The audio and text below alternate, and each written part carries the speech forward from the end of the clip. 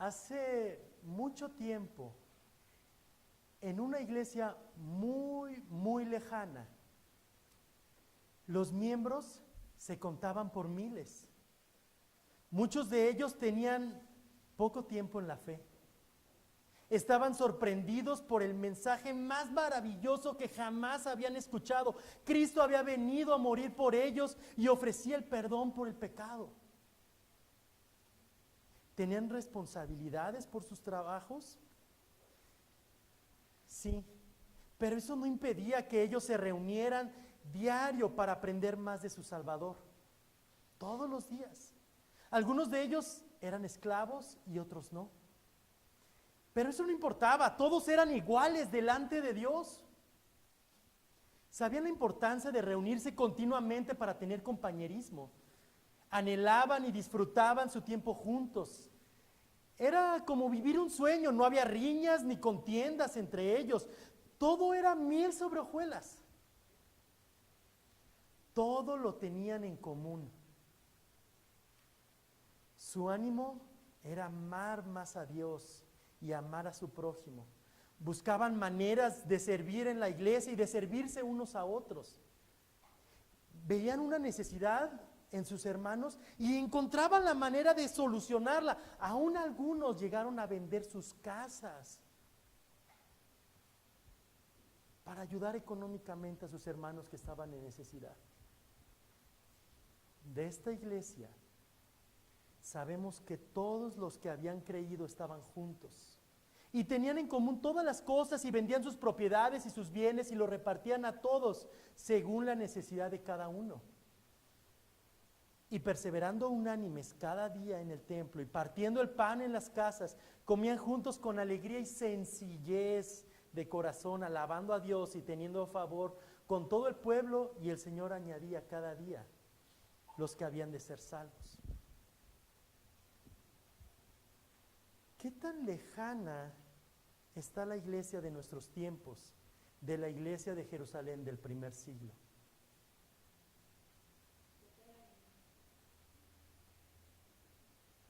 ¿Dónde ha quedado el tenían en común todas las cosas?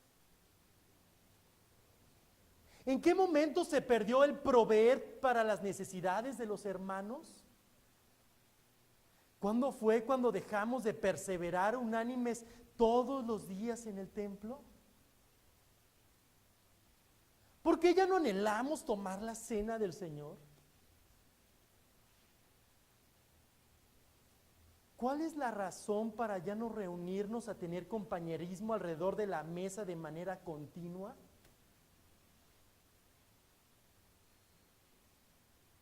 Vuelvo a preguntar, ¿qué tan lejana está la iglesia de nuestros tiempos de la iglesia de Jerusalén del primer siglo? Decía mi hermana Diana, de aquí a la luna. Después de que vimos el contraste entre el vivir en la carne y vivir siendo dirigidos por el Espíritu Santo, Pablo comenzó el capítulo 6 proveyendo de una manera muy práctica cómo vive una persona controlada por el Espíritu Santo. Pablo está diciendo, ok, ya les dije cuáles las obras de la carne, cuál es el fruto del Espíritu. Y ahora el capítulo 6 nos dice de manera práctica, ok, demuestra así el fruto del Espíritu. Ya de manera práctica. Ya sabes, ya en los 5 capítulos anteriores ya te dijo que todo es por gracia. Y como vimos, es fruto del Espíritu Santo. No es fruto del Espíritu Santo junto contigo. Es fruto únicamente del Espíritu Santo. Sí, pero dice, y ahora, ¿cómo se ve una persona que está siendo dirigida por el Espíritu Santo?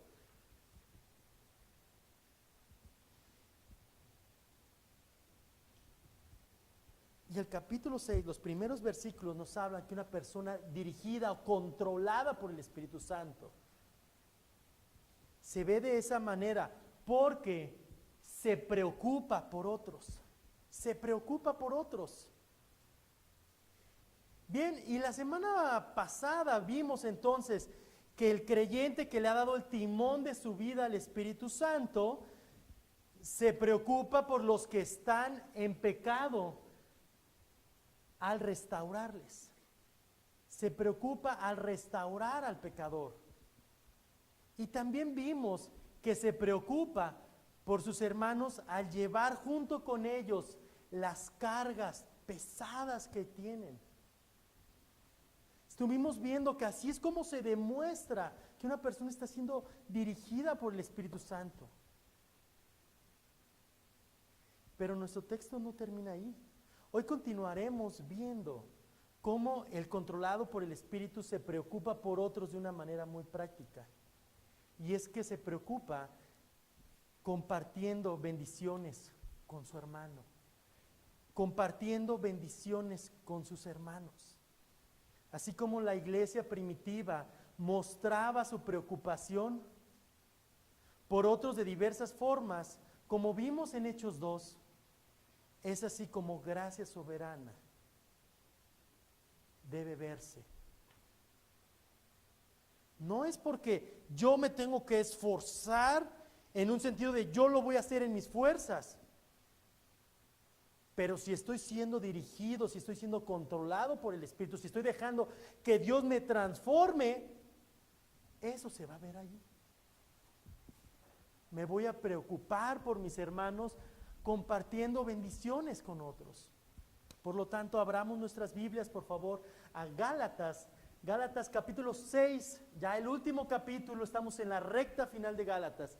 Capítulo 6, vamos a estudiar esta mañana, esta tarde, versículos del 6 al 10. Gálatas 6, abramos nuestras Biblias o prendamos nuestros celulares o tabletas, como la traigan. Dice así: el que es enseñado en la palabra, haga partícipe de toda cosa buena al que lo instruye. No os engañéis, Dios no puede ser burlado, pues todo lo que el hombre sembrar, eso también segará. Porque el que siembra para su carne, de la carne segará corrupción, mas el que siembra para el Espíritu, del Espíritu segará vida eterna. No nos cansemos, pues, de hacer bien, porque a su tiempo segaremos, si no desmayamos. Así que, según tengamos oportunidad, hagamos bien a todos, y mayormente a los de la familia de la fe. En los primeros 4 versículos que estudiaremos, de los 5 que vamos a estudiar, en los primeros 4, vamos a ver 3 P's, y ahorita los vamos a ir viendo. Ahorita van a decir, ¿de qué se trata? Vamos a irlo viendo.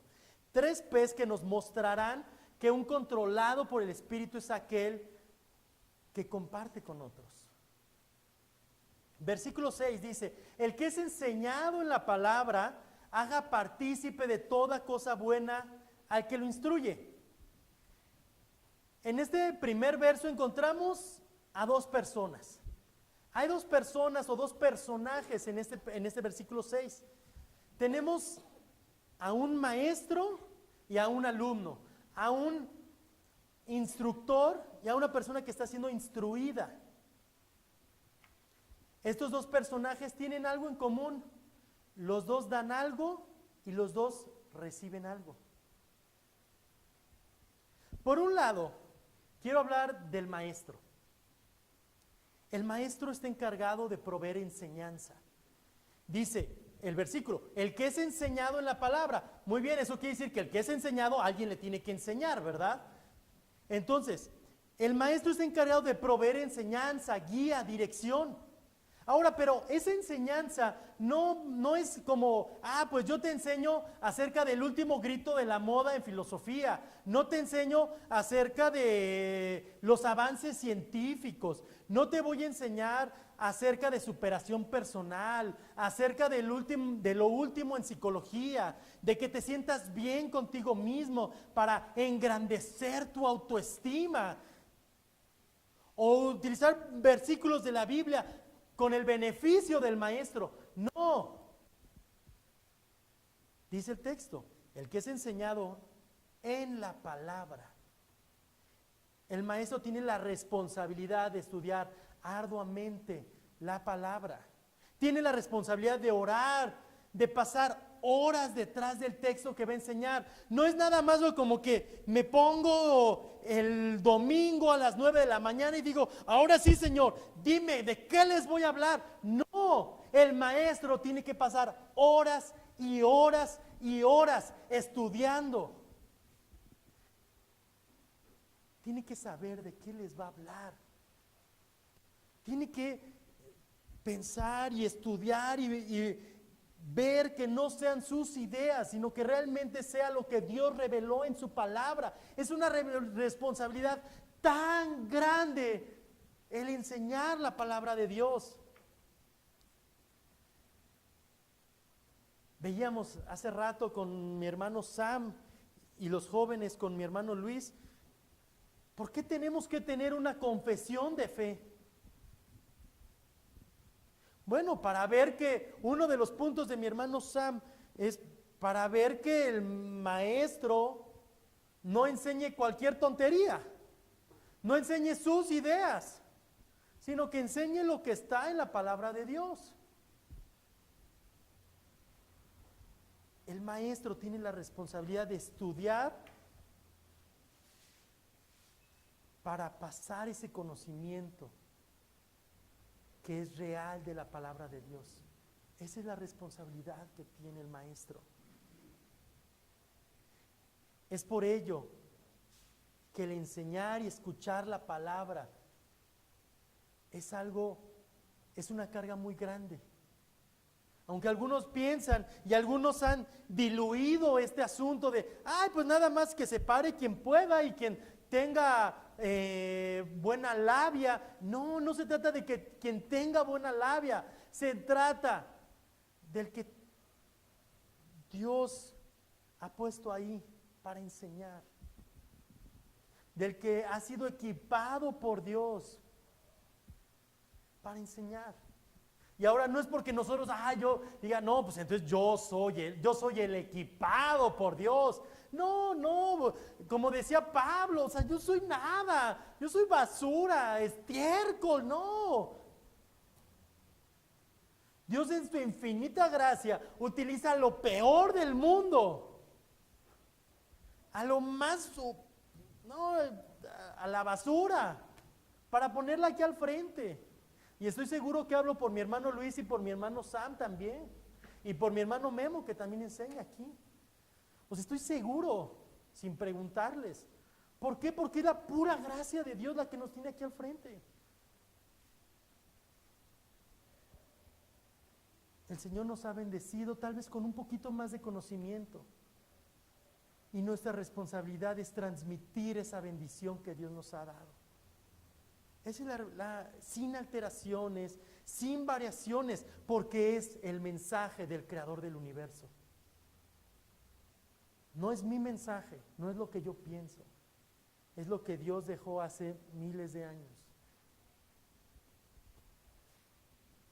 Esta edición de la Biblia fue hecha antes de que yo naciera.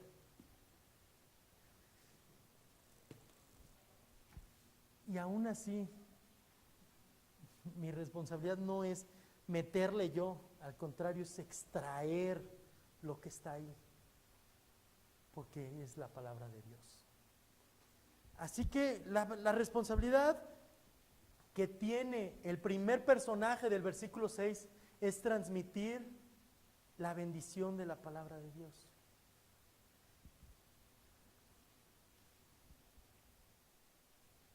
Ahora analicemos al segundo personaje, el alumno. Y dice el texto que el que recibe la palabra haga partícipe de toda cosa buena al instructor. ¿Saben? Este es uno de esos versículos de los cuales a los maestros o a los predicadores, de los cuales no nos gusta enseñar. Mínimo a los maestros de esta iglesia. Algunas iglesias sí, pero por la gracia de Dios a los de esta iglesia no nos gusta enseñar este tipo de versículos. ¿Por qué? Porque habla de beneficios que obtiene el maestro.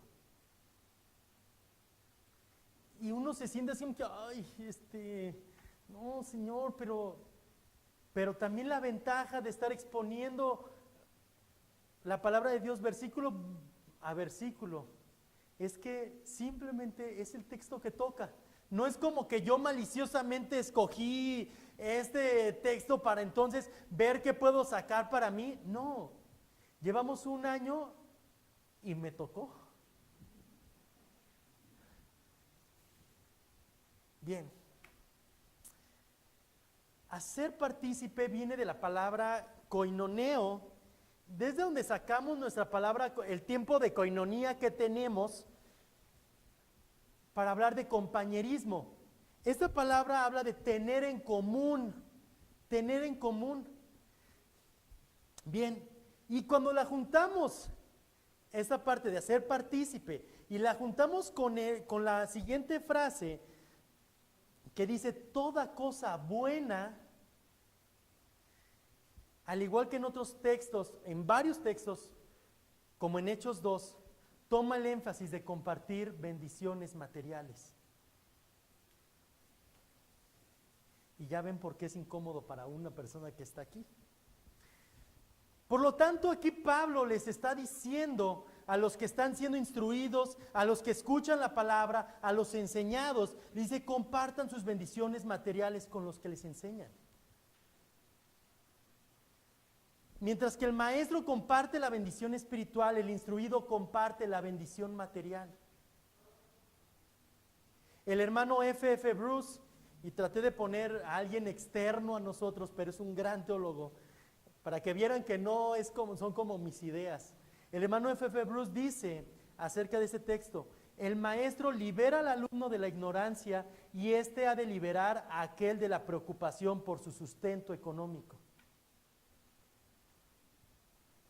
Aquí no se trata que nosotros como maestros vamos a estar pidiendo, denos, y ahora la ofrenda de Luis, y ahora va la ofrenda de Samuel, y ahora la ofrenda de Armando, y ahora la ofrenda para mis zapatos, y ahora, no es así, y saben que no la pasamos enseñando esto.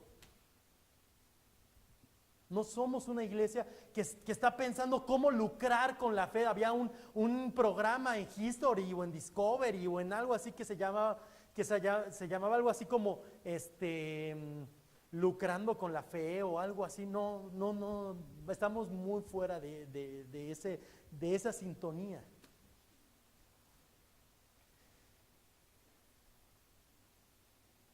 Está muy lejos esa parte.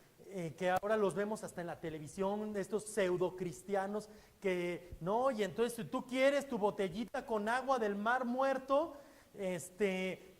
deposita tus 100 pesos, no, está muy fuera, eso no tiene nada que ver con la Biblia.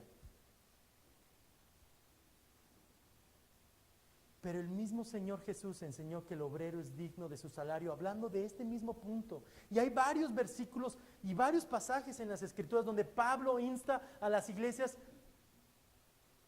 a que remuneren económicamente a los que están en la posición de maestros. No es que estemos tratando de jalar agua para nuestro molino, pero así como Dios demanda de nosotros la enseñanza de las Escrituras, también demanda de los enseñados ayudar materialmente a sus maestros. No son mis ideas, fueron escritas ya hace más de 2000 años o por ahí de 2000 años, un poquito menos de 2000 años. Y de verdad agradecemos mucho, y nuevamente hablo por Luis y por Sam, aún sin consultarlo con ellos, pero agradecemos mucho que nuestra iglesia es una iglesia que da conforme a sus posibilidades. Gracias a Dios, Dios ha sido fiel y no nos falta. Damos gracias a Dios por ello. Pero también, hermano, hermana, si tú te das cuenta que es un área en la cual tienes que crecer, en la cual no estás obedeciendo a Dios, pídele a Dios de su gracia y dile, Dios, ayúdame, por favor. Tú sabes que en esta área no estoy siendo fiel, porque la verdad es que me gusta irme a comprar mis chuchulucos.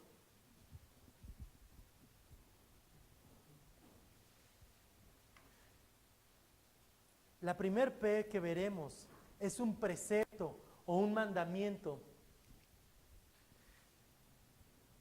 Y es precisamente el compartir las bendiciones con nuestros hermanos. En el caso de los maestros, compartir la escritura. En el caso de los enseñados, compartir las bendiciones materiales. Eso no quiere decir que de repente si yo veo a un hermano que está en necesidad, yo digo, no, a mí yo no le voy a dar dinero porque a mí no me toca eso. No, pues yo también, si Dios me pone en mi corazón, por supuesto que le voy a ayudar. O sea, no es como que, no, ustedes sí denme, yo no. No, eso está muy fuera de toda la línea de las escrituras.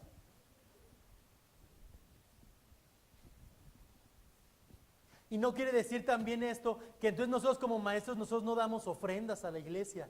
No, gracias a Dios también conozco a mi hermano Sam, a mi hermano Luis, y gracias a Dios el Señor pone en nosotros el ánimo de cumplir, porque sabemos que es una cuestión con Dios, no con los hombres.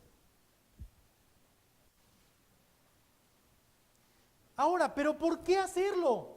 ¿Por qué obedecer este punto? ¿Por qué tener que enseñar y por qué tener que ser de bendición con nuestras cosas materiales?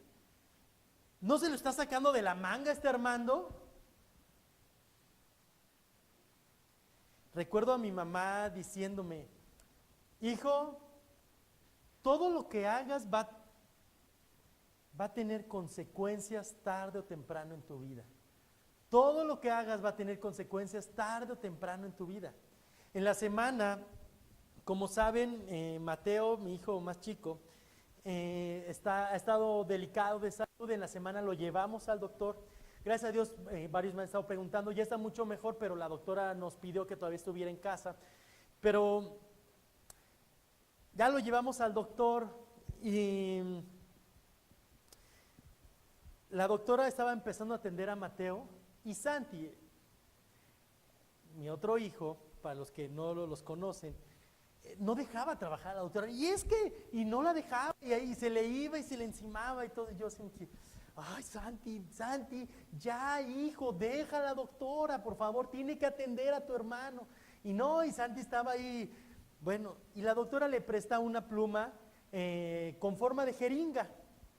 Ya le digo, ven, vamos a jugar al doctor. Y ya yo, mientras Jesse estaba con Mateo, con la doctora, Santi y yo estábamos en la entrada del consultorio y ya me senté con él en el piso y estábamos jugando al doctor y le digo, a ver, revísame. Ya me revisó los oídos, me revisó los ojos, me revisó la boca y ya, él lo tenía parado a un lado, yo sentado en el piso y me dice, papá, ahora te voy a inyectar.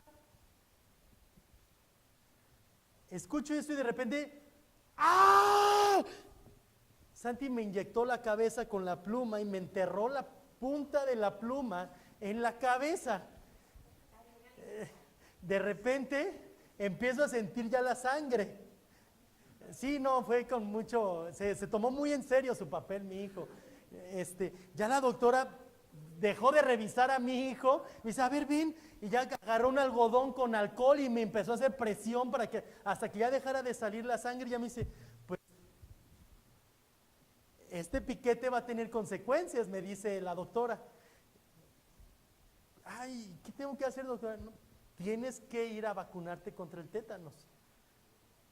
Entonces, la gracia de mi hijo terminó en una vacuna contra el tétanos y dolor en mi brazo hasta hoy. Todavía me está doliendo de la vacuna, no lo puedo alzar mucho ni nada. Son gajes del oficio, ¿verdad? Si aviento una manzana al aire, ¿qué va a pasar? Pues va a caer, ¿verdad? Si voy a la higuera de allá atrás, ¿qué fruto voy a cortar de la higuera? Higos. Si voy al árbol de limones, ¿qué fruto voy a cortar del árbol de limones? Limones. Mi hermano Oscar tiene un hobby, tiene un terreno donde tiene una huertita padrísima, a mí me encanta, sí.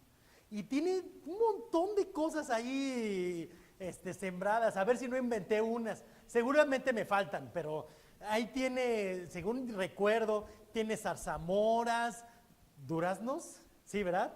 Duraznos, ruda, ¿no? Sí, también, sí, ¿verdad? Ya sabía. Cilantro, pepinos, fresas y un montón de cosas más. Tiene así. Sí, sí, no, no, ese es el jardín. Sí, no, no. El jardín del Edén se queda corto. No, sí, en serio. Tiene así bien rico. Un montón de cosas. Y tú vas y te dice, no, ahora, cuando fui, me da el tour por todo lo que ahí tiene. Dice, no, ven, hermano, ven. Y ya me lleva y dice, mira, córtate unas zarzamoras. Y ya ando cortando. Y dice, enjuágalas nada más.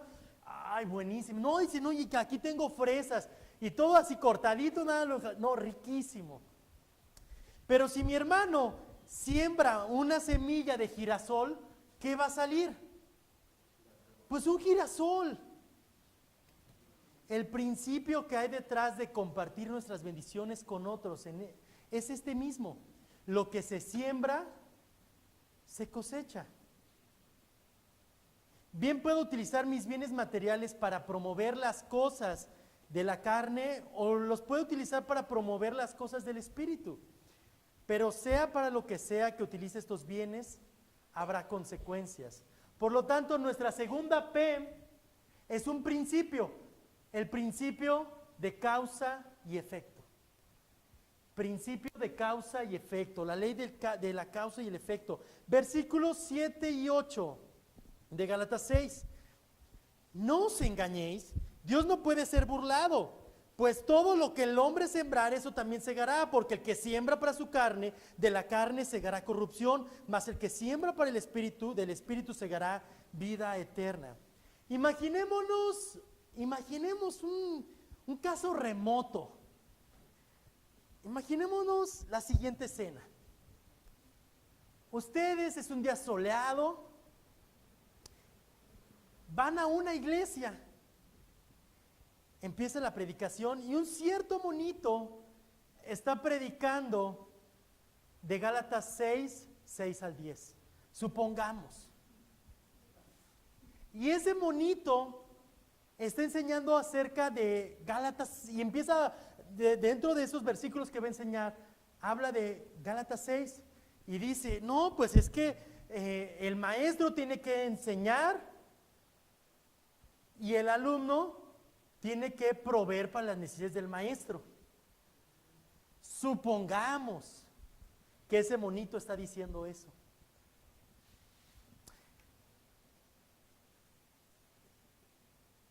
Ahora, en eso tu reacción es, oílo, que le tenemos que dar dinero. Y entonces el versículo 7 empieza y dice, no te engañes, Dios no puede ser burlado. ¿Vemos el por qué dice eso? Imagina, tú estás escuchando y, pues es que al maestro le tienes que proveer para sus necesidades. Y algunos pudieran reaccionar, y imagínense la cara así de enfado o de así como, ¿qué le pasa a este, no? No te engañes, Dios no puede ser burlado.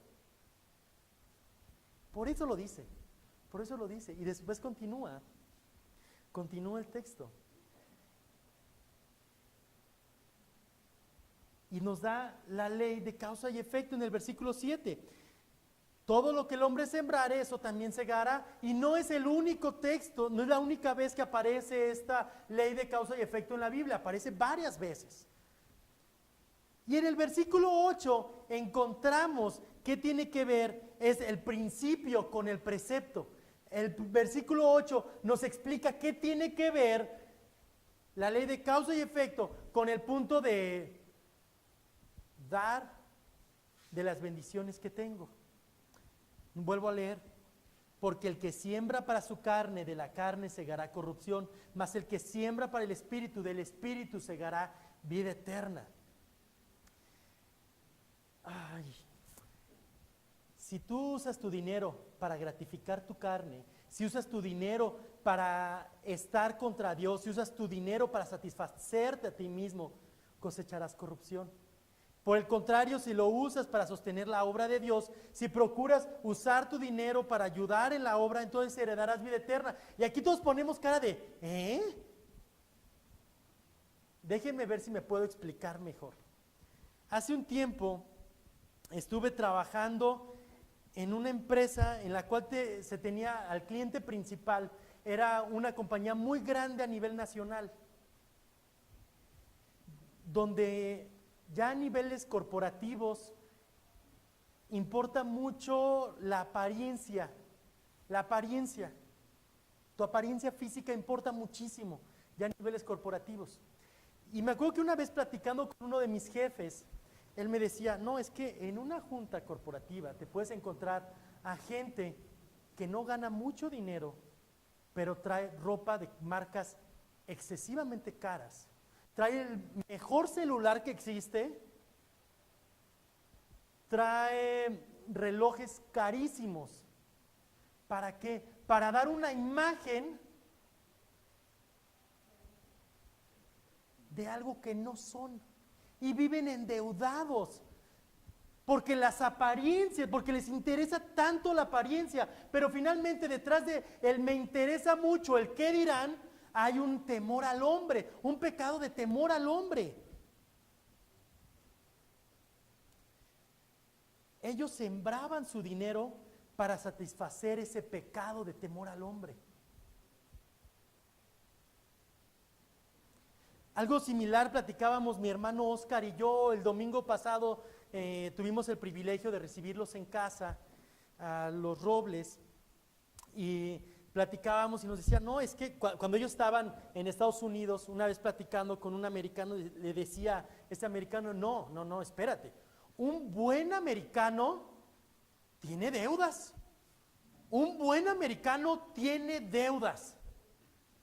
Ay, no, qué buen americano, ¿no? Pero pensemos, ¿qué hay detrás de esa frase? Detrás de esa frase es que es esclavo al dinero y lo utiliza de maneras no sabias y que está sembrando para la carne, porque utiliza el dinero para deleites temporales. Eso es lo que hay detrás de esa frase. Imagina que usas tu dinero para hacer fiestas, lo usas para comprar alcohol, para estar apostando como loco, lo usas para irte al antro, lo usas para estar al último grito de la moda, para así llamar la atención de los demás, para satisfacer tu deseo de que otros te volteen a ver. Quieres satisfacer tu vanidad, usas tu dinero para vicios, para pagar pornografía, para vivir una vida de tal manera cómoda que no quieres padecer porque te importas demasiado. Usas tu dinero para estar viajando y mostrando tu estatus social. Lo utilizas para traer el mejor celular o el mejor automóvil para llamar la atención de otros. Cuando usamos de esa manera el dinero, mostramos dónde está nuestro tesoro. Mostramos qué es lo que más nos interesa. Mostramos qué es lo que domina nuestra vida. Mostramos quién es nuestro verdadero Dios. Por lo tanto, una persona invierte o siembra su dinero en cosas vanas para satisfacer su carne. A lo mejor, si una persona está invirtiendo de esa manera su dinero, a lo mejor ni siquiera es creyente. Y por eso dice el texto, heredará corrupción, heredará destrucción, porque está mostrando que esa persona no es creyente con sus obras.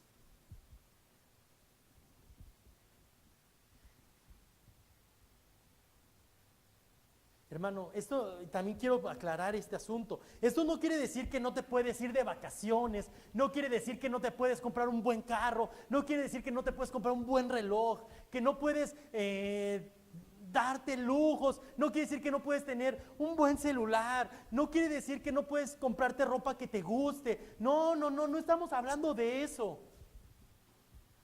Aún las burcas, que todas están horribles y todas parecen iguales, hay calidades. Bueno, perdón si algún día algún árabe o algo me escucha, pero la verdad es que todas están feas.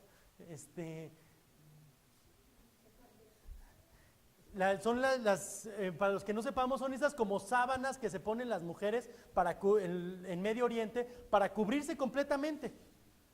Seguramente hemos visto fotos. Apenas estaba viendo una foto donde se ve como en una mezquita y se ven puras mujeres y están pues todas con las burcas, y dice, cuando no sabes si estás viendo una foto de parisina o de Medio Oriente. Bueno, pero ese es fuera de tema. Pero ¿qué es lo que pasa?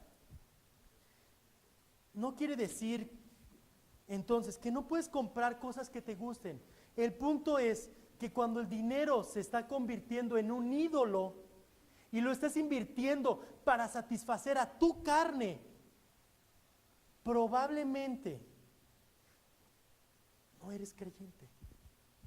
Si nada más usas tu dinero para mostrar las obras de la carne, debes analizarte. Eso habla el versículo 8. De eso habla. Por otro lado, el que piensa en ayudar a sus hermanos, en ofrendar, en ver cómo puede invertir en el reino de Dios, el que está consciente que las cosas materiales son pasajeras y es mejor invertir en algo eterno, el que está viendo si compra Biblias para regalar, si hay mejoras para hacer en la iglesia, si puede hacer alguna donación de algún tipo, etcétera. Ese hermano está demostrando dónde está su tesoro. Ese hermano está mostrando que para él el único Dios verdadero es el Señor, y por eso invierte. Sus acciones están demostrando que es una persona dirigida por el Espíritu. Sus obras demuestran que él es un hijo de Dios y por lo tanto cosechará vida eterna. Obviamente aquí no está hablando de que la salvación es por obras. Por supuesto que no. No es como que, pues a ver cuánto me va a costar la vida eterna y ahí va, ¿no? No, porque si no nos estamos regresando al tiempo de Martín Lutero. Por supuesto que no estamos hablando de eso. Al contrario, lo que estamos diciendo es que la manera en cómo utilizas tu dinero demuestra dónde está tu corazón. Y si tú utilizas mal tu dinero, nada más para satisfacer tu carne, probablemente ni creyente eres. A mí, hace poco, una hermana me dio una gran lección y no le dije, pero me confrontó muchísimo y di muchas gracias a Dios por esto. Supe que una hermana que uno diría, pues es que la hermana no está en la opulencia, ¿no? Y la hermana tiene años depositando mes a mes a 2 misioneros. Años. A mí me confrontó muchísimo. Yo dije, gracias a Dios por cómo utiliza la vida de otras personas para confrontarnos. ¿Lo tienen que saber los demás? No. Me enteré no porque ella quería demostrar que es superdadivosa, no, por la gracia de Dios. Y sé que hay varios en la iglesia que dan a misioneros o dan a misiones, y gracias a Dios, porque están sembrando para lo que tiene repercusiones eternas. Hay veces que nosotros también somos receptores también de ofrendas de otros hermanos en otros lugares, y gracias a Dios. Porque gracias a ese tipo de ofrendas estamos aquí hoy.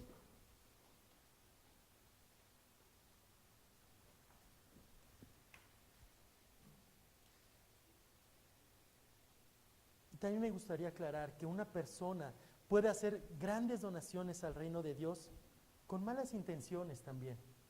También puede decir, no, pues yo doy dinero porque quiero que me vean. Y digan, no, es que yo quisiera ser como tal o tal hermano, tal hermana. Aprendan de él y que lo estén ensalzando. No, mejor calladito te ves más bonito.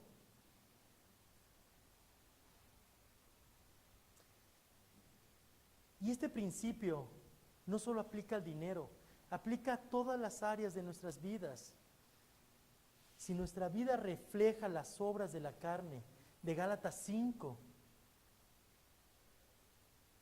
probablemente, seguramente no somos creyentes y cegaremos destrucción. Si nuestra vida desborda obras de la carne, como son inmundicias, hechicerías, pleitos, iras, celos, contiendas, etcétera, etcétera, probablemente no somos creyentes. Pero si nuestra vida refleja el fruto del Espíritu Santo, también de Gálatas 5, amor, gozo, paz, paciencia, etcétera,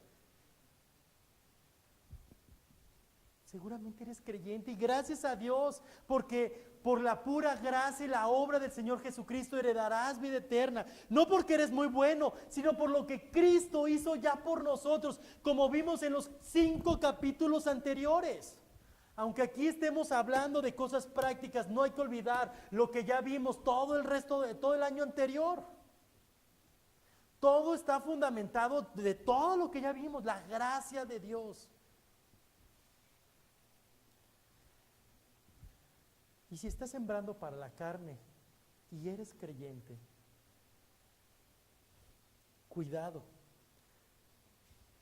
porque entonces puedes cosechar disciplina de Dios. Y aún Corintios nos dice que algunos han muerto por su rebeldía. Cuidado, hermano, cuidado, hermana.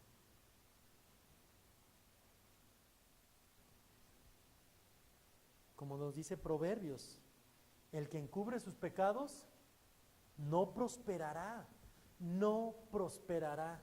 Me acuerdo hace muchos años escuchando ese versículo, el hermano decía y hacía énfasis, no prosperará, no prosperará, no hay forma, aunque aparentemente ahorita te va muy bien, así como al Chapo le fue por muchos años muy bien, ahorita está encerradito en Estados Unidos. Probablemente aquí lo tuvieron, porque seguramente así pasó. Cuando estuvo aquí en la cárcel seguramente tenía hasta Sky. Pero en Estados Unidos no. Lo tienen encerrado porque el que encubre su pecado no prosperará. Y hermano, hermana, lo que se siembra, se cosecha. No prosperarás, hermano. Pero viene la otra parte de este versículo tan precioso. Pero el que los confiesa, hablando de los pecados, el que los confiesa y se aparta, ay, bendita misericordia de nuestro Dios. Bendita misericordia de nuestro Dios. Ahora, porque yo soy muy bueno, no, nuevamente es por la gracia de nuestro Dios. Resumiendo, podemos decir que el que está siendo controlado por el Espíritu ayuda a otros compartiendo bendiciones que Dios le ha dado. Lo hace materialmente con sus maestros o por medio de la enseñanza, bajo el principio de que lo que siembras, lo cosechas. Es decir, lo que se ve en tus actos demuestran quién eres ante Dios y por lo tanto heredarás destrucción o vida eterna. Y finalmente la última P, la promesa. Si hacemos el bien, segaremos bendición. Versículo 9, no nos cansemos pues de hacer bien porque a su tiempo segaremos si no desmayamos. Esta frase me llama mucho la atención, si no desmayamos. Es decir, si estamos trabajando, cuando llegamos a estas instalaciones, el diciembre, ¿fue 1 de diciembre? ¿Fue? Sí, ¿verdad? Cuando llegamos a estas instalaciones, cuando estábamos viendo dónde íbamos a rentar y demás, eh,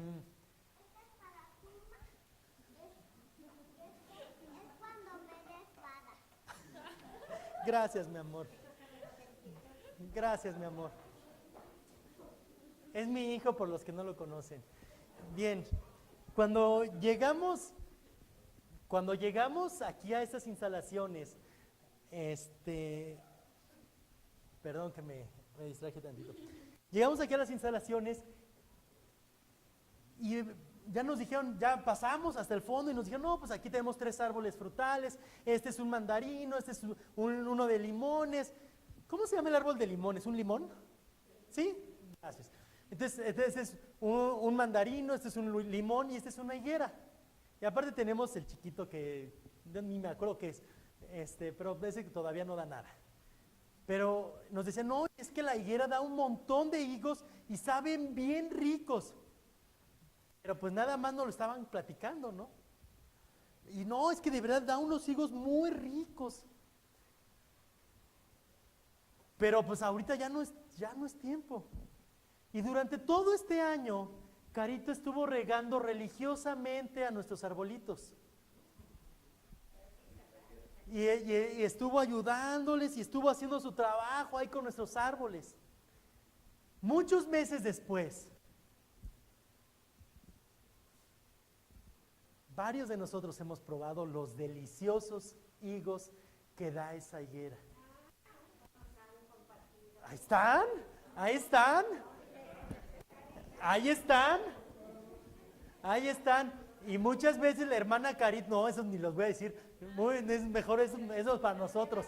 No, normalmente la hermana Carito tienen el refri ya lavados y están aquí en el refri, pueden agarrar, de verdad, son de todos. Sí, bueno, pero vamos a continuar. Fíjense, durante mucho tiempo, esos higos eran una teoría. Fueron una teoría. Carito estuvo trabajando en esa higuera, la estuvo regando, estuvo haciéndole cosas y demás. Y hoy, después de varios meses, podemos disfrutar de la bendición de sus higos. La promesa es que nosotros hagamos el bien continuamente, que invirtamos nuestro dinero, esfuerzo, trabajo, conocimientos, etcétera, etcétera, que nuestra vida esté dirigida por el Espíritu y sea de continuo hacer buenas obras, no mis obras, sino las que son fruto solamente del Espíritu Santo, de Él, solamente porque estoy siendo movido por el Espíritu Santo, y entonces va produciendo en mí el querer como el hacer por su buena voluntad. Y entonces, a su tiempo, no a mi tiempo. Si yo hubiera ido hace 3 meses a la higuera, aunque yo hubiera querido, no hubiera comido ricos higos. Era el tiempo de Dios, en el tiempo que Dios dispuso que diera esa higuera higos. En el tiempo que Dios ha dispuesto, vamos a sembrar bendición, a segar bendición. No en mi tiempo. No, hermano, hermana, gracia soberana, no te canses de hacer el bien a tus hermanos. No te canses, no te canses, pero siempre en dependencia, siempre sometido, siempre agarrado del Espíritu Santo, porque si tú haces obras nada más porque te estás esforzando en ti, tarde o temprano eso va a ser una carga y no lo vas a poder cumplir solo y únicamente, como lo hemos visto en los otros 5 capítulos, solo es la obra del Espíritu Santo, por la obra de Cristo en la cruz, solo así. No te canses de hacer el bien, y cuando sea el tiempo, segaremos bendición. Una bendición que bien pudiera ser material, pero no forzosamente. Más importante, será una bendición cuando estemos delante del Señor y se nos den nuestras coronas. Y después nosotros se las regresemos a Él en adoración, al Rey de Reyes, al Señor de Señores, al Creador del universo, al alto y sublime que habita en la eternidad, al Alfa y la Omega. Ahí será el tiempo de segar bendición. Qué hermoso será aquel día cuando veamos a nuestro Salvador cara a cara. Pero por lo pronto, no dejes de hacer el bien a tu hermano.